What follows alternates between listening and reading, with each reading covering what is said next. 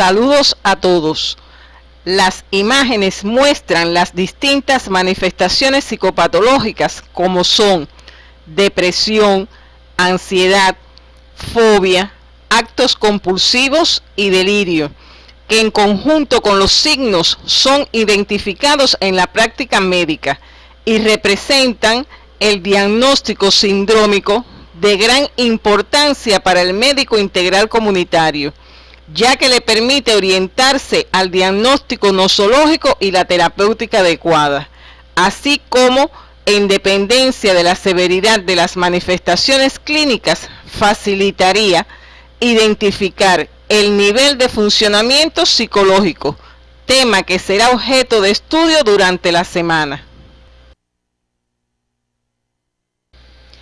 El estudio de estos contenidos le permitirá explorar los síndromes psiquiátricos orgánicos agudos y crónicos, así como los síndromes funcionales, atendiendo a los síntomas identificados en la entrevista individual y o familiar, y describir los niveles de funcionamiento psicológico siguiendo las orientaciones que te ofrece el CD para lograr un aprendizaje activo de gran utilidad en tu futura práctica profesional. El síndrome es el conjunto de síntomas y signos relacionados temporal y patogénicamente que puede ser expresivo de diferentes enfermedades.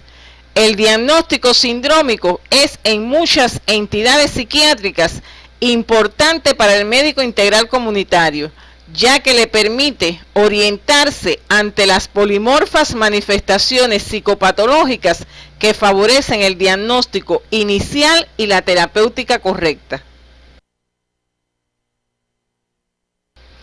Comenzaremos con el estudio de los síndromes psiquiátricos que se dividen en síndromes cerebrales orgánicos y síndromes funcionales. Los síndromes cerebrales orgánicos se dividen en agudos y crónicos y tienen como sustrato alteraciones estructurales evidenciables en el encéfalo o sus envolturas. La clasificación en agudos y crónicos se establece en esencia por sus posibilidades de reversión. Se llaman agudos a los que pueden regresar totalmente o reversibles, y crónicos a los irreversibles. Los síndromes funcionales se caracterizan por la ausencia de alteraciones orgánicas demostrables, como las descritas anteriormente. Los síndromes cerebrales orgánicos agudos tienen un comienzo por lo general brusco y se caracterizan fundamentalmente por trastornos de las funciones de síntesis y cognitivas, con afectación del nivel de vigilia como síntoma cardinal. La adaptación creadora del sujeto al medio se dificulta seriamente y tienden a evolucionar en breve plazo a la curación con restitución total. En otras circunstancias pueden evolucionar al deterioro irreversible e incluso la muerte. Siguiendo como marco de referencia el grado de alteración de la conciencia, en estos síndromes podríamos establecer un continuo que tendría como extremos la obnubilación y el coma. El orden creciente de severidad está dado en este sentido: obnubilación, delirium, oniroide, crepuscular, confusión mental y coma. Comenzaremos a referirnos al síndrome de obnubilación. Su nombre etimológicamente significa ver a través de una nube, y en efecto, como consecuencia de la elevación patológica del umbral de estimulación de los analizadores, el enfermo no solo ve, sino también oye, siente, huele y degusta, como si entre los estímulos y él existieran obstáculos sensoperceptivos. El paciente obnubilado disminuye sus posibilidades de percatarse de lo que ocurre en su entorno y solo responde a estímulos más intensos que los habituales, Su pensamiento es lento y algo perseverante, pero sin serias distorsiones en su contenido. La afectividad está embotada y los movimientos disminuidos y lentos. Clínicamente se describe en la tifoidea, en otras afecciones sistémicas severas, en cuadros meningoencefálicos y tumores cerebrales. El síndrome de delirium implica etimológicamente deformación o desviación de la realidad y es un cuadro muy aparatoso en el que el paciente corre importante riesgo de accidente si no es protegido. En este síndrome la toma de vigilia es mayor. Existen además importantes trastornos sensoperceptivos, sobre todo visuales y táctiles, cuyo contenido habitualmente desagradable o terrorífico determina el estado afectivo y la conducta, caracterizada por agitación. Una de sus manifestaciones de más valor diagnóstico es la falsa orientación fluctuante, expresada por momentos de orientación seguidos de inmediato por una desorientación total. Puede presentarse en intoxicaciones externas o internas, así como en procesos infecciosos severos o traumatismos craneales. El síndrome oniroide etimológicamente está vinculado con la ensoñación. Tiene como característica más relevante la actividad contemplativa y apacible del enfermo ante su riqueza alucinatoria de tipo visual y de carácter escénico, es decir, alucinaciones en dos dimensiones, justamente como si presenciara una película. La afectividad y la conducta están poco afectadas, excepto en lo referente a la pasividad. Al superar el cuadro se expresan vivencias de desrealización y recuerdos fragmentarios de lo ocurrido, no así de las alucinaciones que generalmente son evocados. Puede verse en cuadros tóxicos y sépticos, así como posterior a traumas craneales.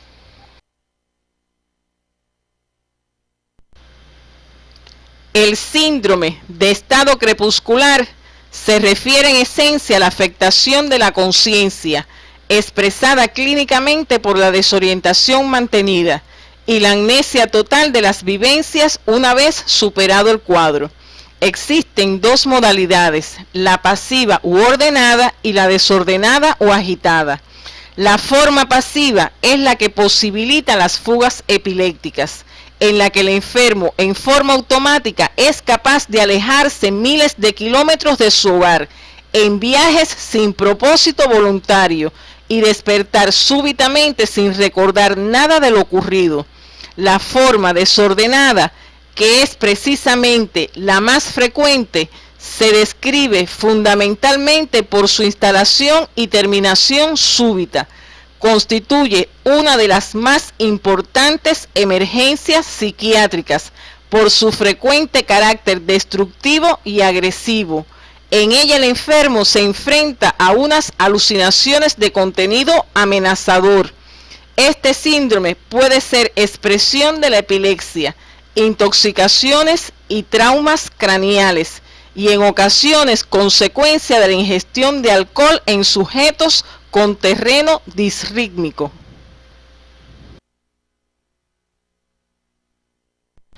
El síndrome de confusión mental es expresivo de un alto grado de disfunción cerebral, llamado también amencia, término que destaca la ausencia casi total de la psique.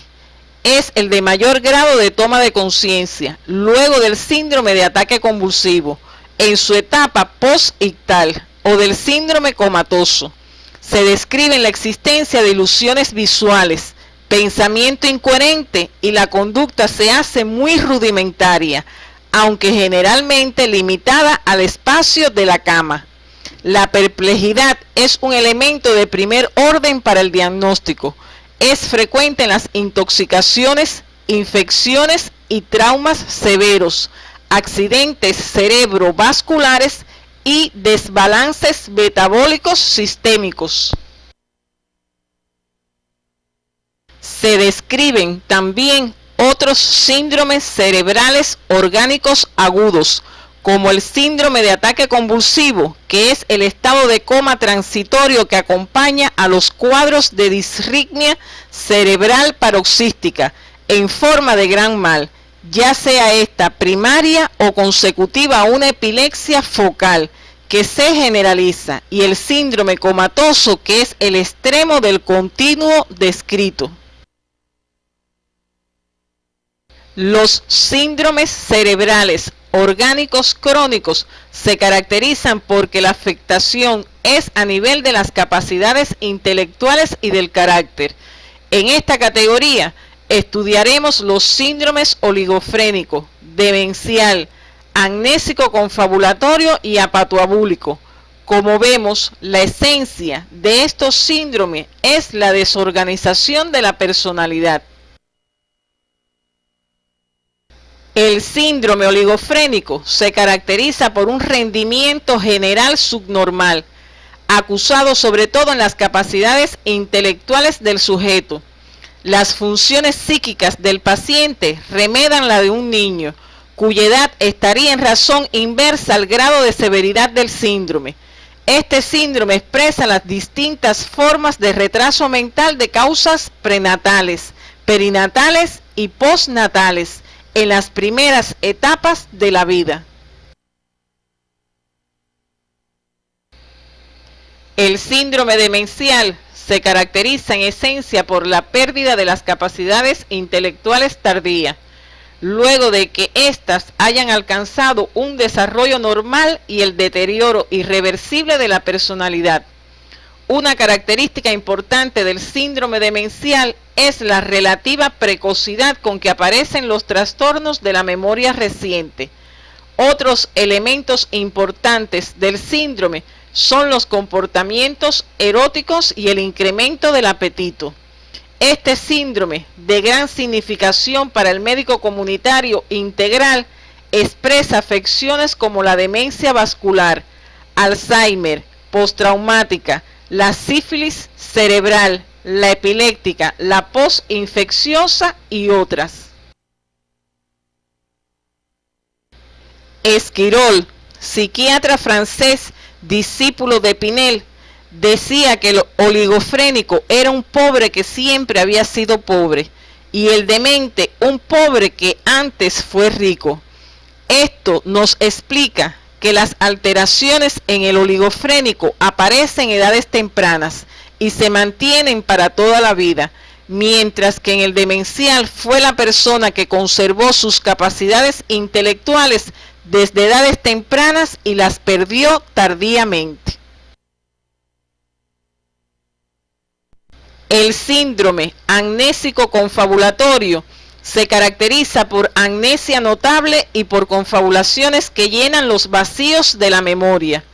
Este síndrome, muy cercano al demencial, se diferencia de este por la hegemonía de los trastornos de memoria sobre la afectación de las capacidades intelectuales y la personalidad. Las confabulaciones muchas veces dominan el cuadro sintomático. Puede expresar complicaciones tardías del alcoholismo crónico y secuelas de infecciones o traumas encefálicos. Los síntomas cardinales del síndrome apatoabúlico son la apatía o indiferencia y la bulia. Como consecuencia, el enfermo se retrae y su pensamiento se hace autista, lo que acelera y magnifica su inadaptación creadora al medio. Este síndrome aparece en cuadros cerebrales graves de tipo tóxicos, infecciosos o traumáticos. Los síndromes funcionales se clasifican en síndrome esquizofrénico, síndrome delirante, síndromes afectivos, síndromes discinéticos, síndrome hipocondriaco, asténico y psicopático. El síndrome esquizofrénico, su denominación procede del griego esquizo, roto, y freno, mente. Destaca su característica esencial, la expresión de una importante desorganización de las funciones psíquicas. Los elementos básicos son autismo, disgregación, ambivalencia afectiva y disociación ideoafectiva, que constituye el elemento cardinal de este síndrome. Este síndrome se expresa fundamentalmente en la esquizofrenia. En el síndrome delirante, su característica esencial es la presencia de ideas delirantes, la afectación global de las funciones de relación y la conservación relativa de las funciones de síntesis. Sus variantes fundamentales son el síndrome paranoico, el paranoide y el de automatismo psíquico. Comenzaremos con el síndrome paranoico, que se caracteriza por la presencia de un delirio único, sistematizado, íntimamente imbricado con la personalidad del paciente. El enfermo puede parecer con su comportamiento una persona normal y solo hacerse manifiesto su cuadro al surgir la temática delirante, que a veces hace dudar al interlocutor de su veracidad, ya que se basa en argumentaciones lógicas pese a su falsedad. Este síndrome es expresivo de los trastornos de ideas delirantes y de algunas formas de comienzo de la esquizofrenia paranoide. El síndrome paranoide expresa alejamiento de la realidad, pero la distorsión es más burda y la actividad delirante polimorfa y poco sistematizada. El paciente puede referir síntomas como alucinaciones auditivas, verbales, ilusiones auditivas, ideas delirantes de daño, persecución, referencia y a veces de grandeza y celos. La conducta es concordante con el delirio y en la descripción general su aspecto es descuidado y la actitud recelosa.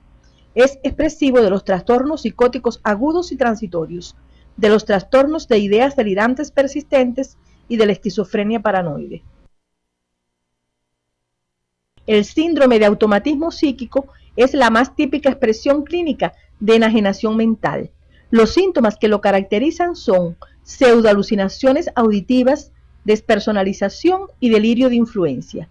Esta última, su característica esencial, es la apreciación del paciente de que es dirigido por fuerzas ajenas a su conciencia. Este síndrome, cuando es florido, es específico de la esquizofrenia. Puede verse también en algunas epilepsias psicomotoras y cuadros de encefalitis. Los síndromes afectivos, cuya esencia son las manifestaciones afectivas y la toma global de las necesidades, sin afectación notable de las sensopercepciones, tienen tres expresiones clínicas fundamentales: el síndrome maníaco, el síndrome depresivo y el síndrome afectivo ansioso.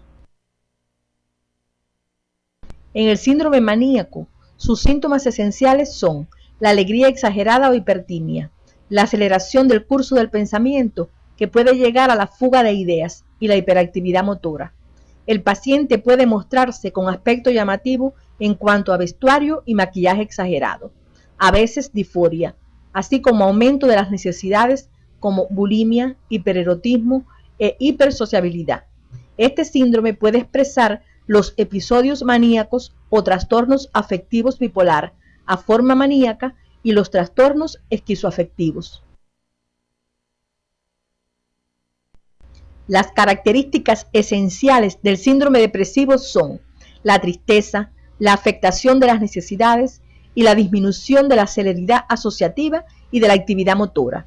Debe destacarse que tiene dos niveles de profundidad: el neurótico, en el que las manifestaciones son atenuadas y se acompañan de ansiedad, y el psicótico, en que el cuadro es florido e intenso, y se destacan la presencia de la identificación psíquica y motora, ideas delirantes de tipo nihilista o de negación, autorrecriminación, toma severa de las necesidades, con pérdida notable de peso, insomnio intenso y gran afectación creadora al medio.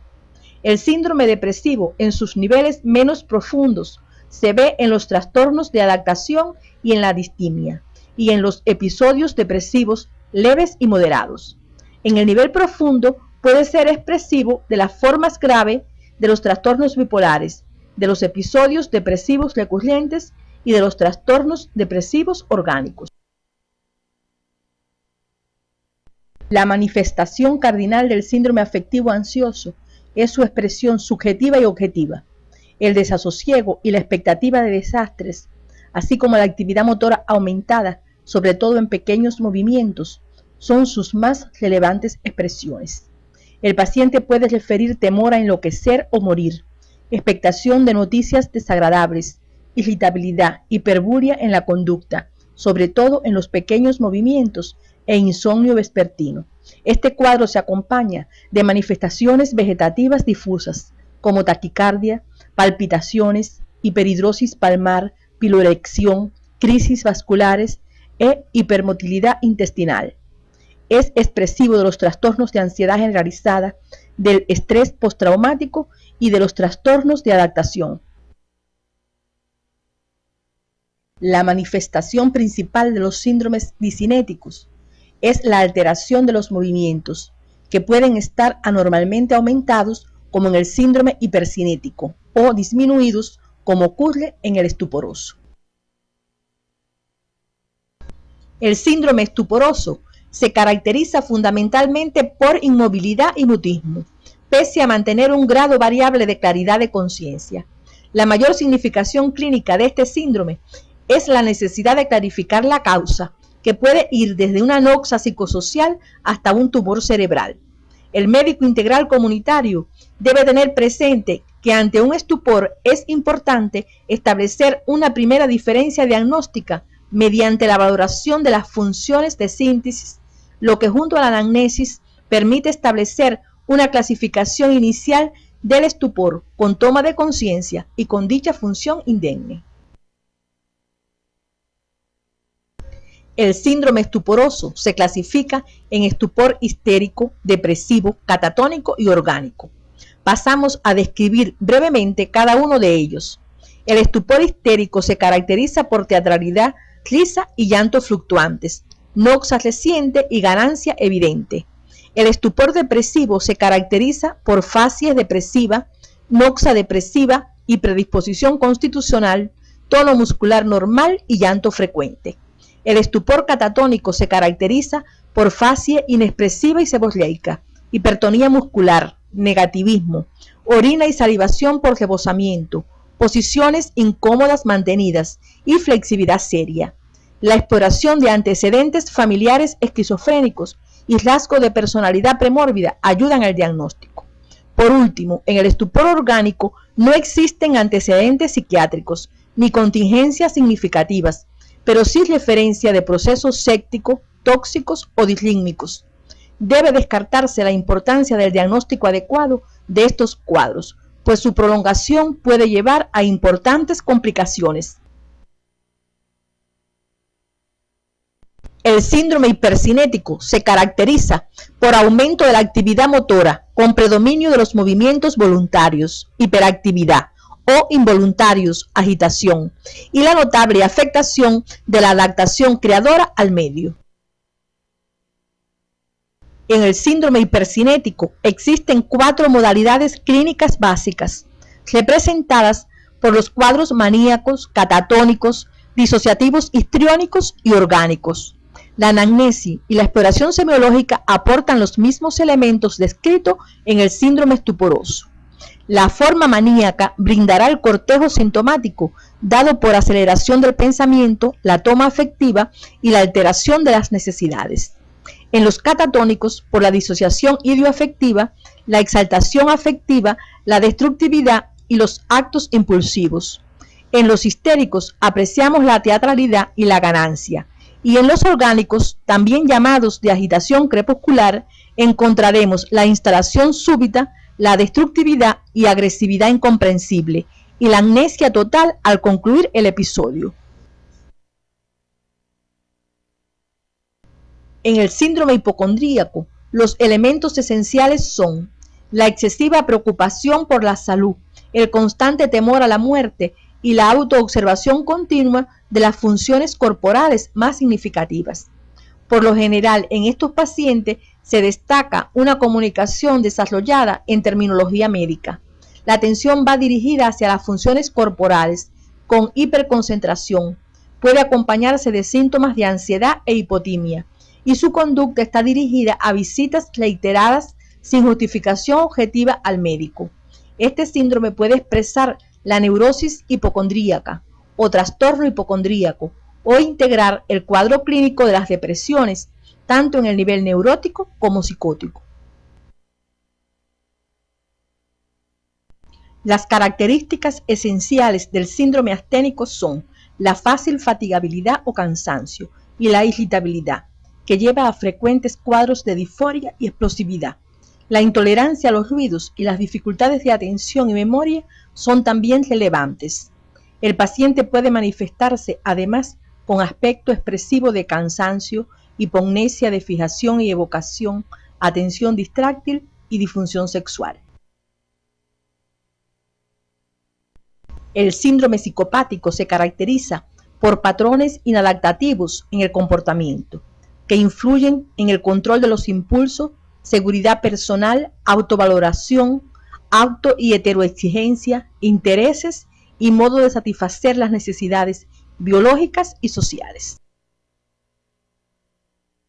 Teniendo en cuenta el grado de severidad de las manifestaciones psicopatológicas, las afecciones psiquiátricas pueden expresarse en el nivel neurótico y psicótico. El nivel neurótico se caracteriza por la conservación de la crítica de enfermedad, la afectación discreta de la adaptación creadora al medio, el predominio de trastornos de tipo cuantitativo y la afectación predominante de la esfera afectiva. En el nivel psicótico, la crítica de enfermedad se pierde, la adaptación creadora al medio se daña notablemente. Los trastornos predominantemente son de tipo cualitativo y se afectan prácticamente todas las funciones psíquicas. Existen además los niveles deficitario y psicopático. El nivel deficitario se expresa por el bajo nivel intelectual, ya sea este congénito o tempranamente adquirido. Este nivel te permite identificar los síndromes oligofrénico y demencial. En cuanto al nivel psicopático, su esencia está en rasgos o patrones inadaptativos de la personalidad, que condicionan sufrimiento para sí mismo, los que les rodean, o tanto para uno como para los otros. En este nivel se expresan los trastornos de la personalidad, desde lo obsesivo hasta el disocial. El conocimiento de los síndromes psiquiátricos, cerebrales, orgánicos y funcionales favorecen el diagnóstico nosológico y una adecuada intervención terapéutica de los trastornos mentales por el médico integral comunitario. La identificación de los distintos niveles de funcionamiento en el paciente nos permiten el diagnóstico nosológico y diferencial en el proceso salud-enfermedad.